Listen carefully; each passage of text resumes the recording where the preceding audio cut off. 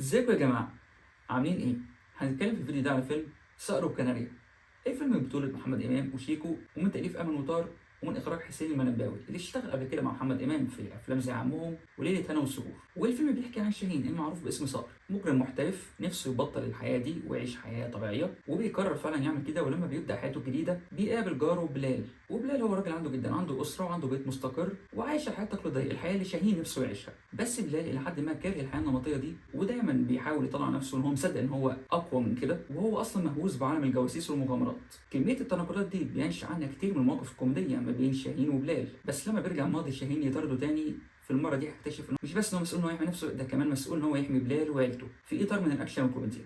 وتتوالى الأحداث. أنا كنت مستني الفيلم ده لحد ما كنت متحمس للدويت اللي ما بين شيك ومحمد امام، وانا اصلا بحب الاثنين. بالنسبه لي محمد امام هو يعتبر ملك حته الاكشن الكوميدي في مصر. طبعا افلامه مش احسن حاجه ولا الكلام ده، بس فعلا كاتيجري الاكشن كوميدي تقريبا هو الافضل فيها. وبالنسبه لي شيكو كوميديان قوي جدا جدا اصلا، وبالفعل الثنائي ده كان قوي جدا. الكيمياء اللي بينهم كانت حلوه، الكوميديا اللي كانت طالعه ما بينهم بسبب اختلاف شخصياتهم كانت ظاهره بشكل حلو جدا. ومع ذلك مش ده اللي فاجئني في الفيلم اصلا. يمكن تكون اكتر حاجه فاجئتني في الفيلم ان قد ايه الفيلم خد وقته في البدايه. الفيلم اصلا يعني هو قصه معروفه جدا، انت مش هتشوف اي حاجه جديده ولا ما شفتهاش في الفيلم ده، ولا حتى الفيلم بيحاول يدعي ان هو بيعمل اي حاجه مختلفه. فيلم تقليدي جدا، قصه مألوفه جدا بتفاصيلها باحداثها، حتى النهايه بتاعتها مفيش اي محاوله للفزلكه. ومع ذلك الفيلم تقريبا مدته ساعتين وخمس دقائق، اللي هي اصلا تعتبر مده طويله جدا بالنسبه لقصه مألوفه، وبالذات انت بتتكلم عن فيلم اكشن كوميدي بسيط يعني. بس فعلا الفيلم خد وقت محترم قوي ان هو يفرش للشخصيات ويبنيهم بشكل كويس جدا، لدرجه ان فعلا في وقت معين انا حسيت اللي هو ماشي يعني تمام، بس ها وبعدين بقى القصه هتتحرك امتى؟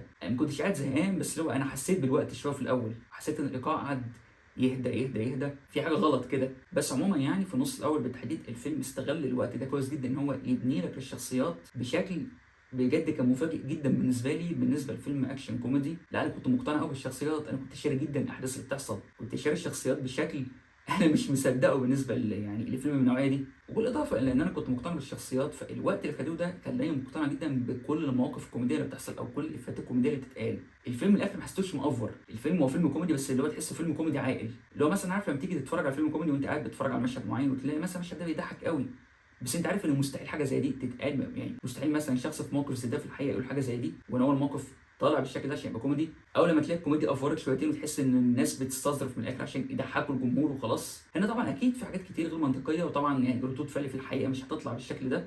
بس انا كنت مقتنع جدا جوه الفيلم بردود فعل الشخصيات دي، هي فعلا مناسبه جدا. الكوميديا كانت جايه بشكل تلقائي، ما حسيتش ان كان في استظراف، كوميديا عاقله ومناسبه جدا للمواقف. وممكن كمان ابالغ واقول ان الكوميديا كانت هاديه بشكل مناسب جدا، وما كانتش بتغطي على الشخصيات تماما، او على الى حد ما تطور الشخصيات.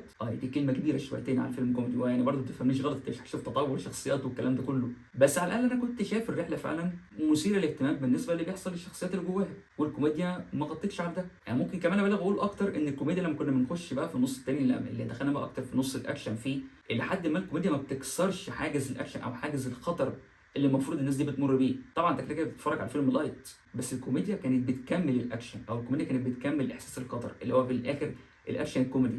الكوميديا ما كانتش مثلا من خلال الفيلم خفيف بزياده لدرجه ان انت ما تحسش حتى بسنه السسبنس اللي كانوا بيحاولوا يعملوه في النص الثاني. اللي هو فعلا النص الثاني لما تبدا بقى الاحداث تشد فعلا. هو اصلا النص الثاني من الفيلم لحد ما هو يعتبر يعني نسبيا مطارده طويله بتمر ببعض الفواصل كده في النص. ومع ذلك ومع ان الكوميديا كانت هاديه ولحد ما مش بتغطي على المود العام بتاع المطارده اللي هتحسه سنه في النص الثاني الفيلم وكده، لان اصلا النص الثاني كان هو اللي بيضحك جدا في الفيلم، والكوميديا في النص الثاني كانت اعلى بكتير من النص الاولاني بالنسبه لي.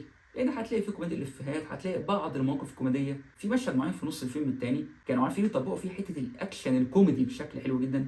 مش فكره ميكس بين اكشن وكوميديا، يعني مثلا مش مشهد اكشن وناس عماله تقلش او تقول حاجات تضحك فيه، لا المشهد نفسه هو مشهد اكشن كوميدي. محمد امام مش طالع بدور جديد، ولا حتى الكوميديا اللي طالعه منه طالعه مختلفه عن العادي بتاعه، لا هي نفس طريقته اللي انت متعود عليها، لا حبيتها في افلامه اللي قبل كده هتحبها في الافلام دي.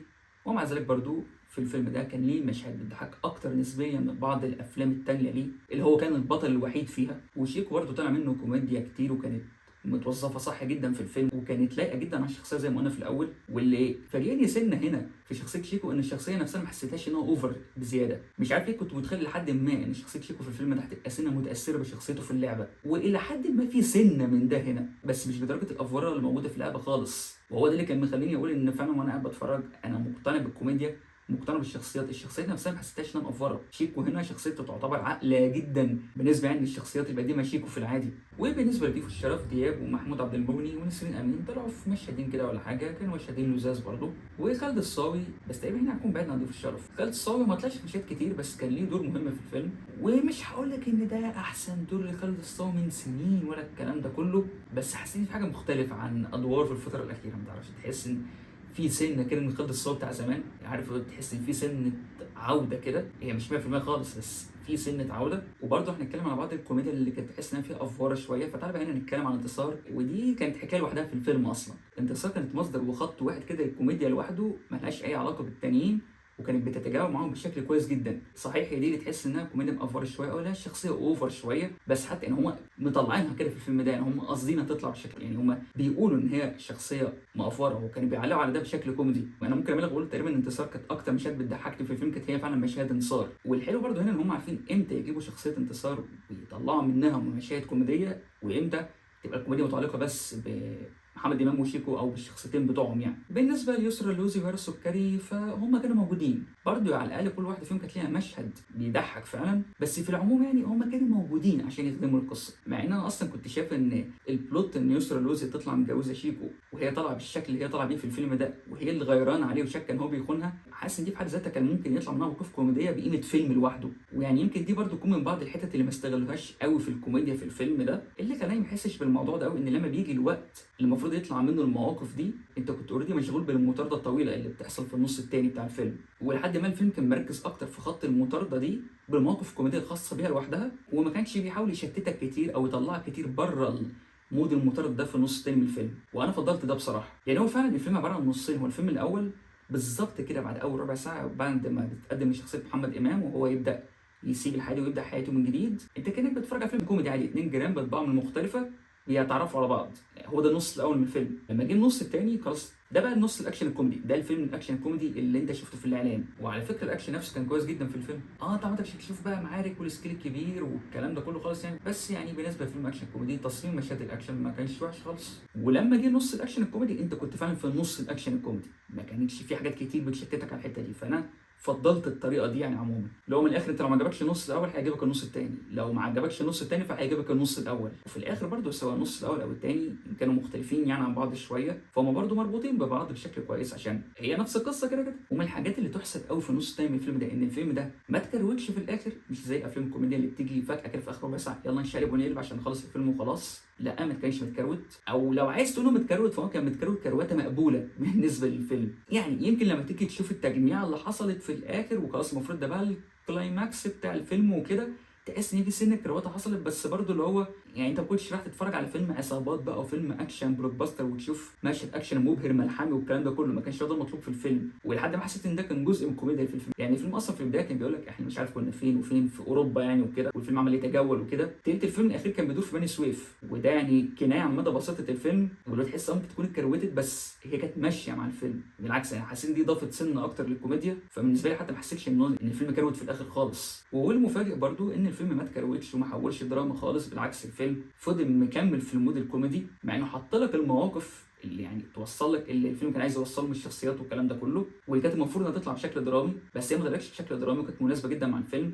زي برضو كنت بقول ما فصلتش عن المود العام بتاع المطارده، بس وصلت اللي كانت عايزه توصله وبس. ما عنديش اي مشاكل في الفيلم غير فعلا يعني هو الفيلم كان طويل، يعني انا حسيت بمده الفيلم وبالذات بالنسبه لقصه بسيطه زي دي، يعني اللي هو الفيلم ما كانش يستاهل نهائي يكون ساعتين. يعني الفيلم ده كان ممكن يكون مرتاح جدا ساعتين الا تلت ساعتين الا ربع. ويعني يمكن برضو بالنسبه لمده الفيلم وتحس الفيلم كان لحد ما مكتوب بشكل كويس بالنسبه لقصه بسيطه زي دي، لكن واخدين بالهم كانوا عمالين يبنوا للشخصيات عمالين يبنوا الاحداث. لما تيجي بقى توصل في النص الثاني وتفهم بقى الموضوع كله وسبب المطارده والقصه بقى دي كلها وكده، تحس ان ايه ده الموضوع كان بسيط يعني نسبيا. مش فكره ان الفيلم اتكروت بس، لو لما تيجي تشوف الاحداث نفسها لما تيجي تفهم القصه بره كل اللي كان بيحصل ده اوكي يعني، بس كان بسيط قوي يعني ما كانش يستاهل يعني الفرشه الطويله اللي حصلت في الاول دي. بس كل ده ما يمنعش في الاخر ان فيلم سهر وكناريا فيلم اكشن كوميدي ممتع، وممكن فعلا يكون من احسن افلام او احسن فيلم اكشن كوميدي لمحمد امام. ولو هنقارن ما بينه وبين افلام الاكشن الكوميدي اللي كانت بتنزل في الصيف في الفتره الاخيره، وهي الحته دي بقى بالذات يعني المقارنه ما بين الفيلم ده وافلام الاكشن الكوميدي اللي كانت بتنزل في الصيف في الفتره دي، سواء مثلا السنه دي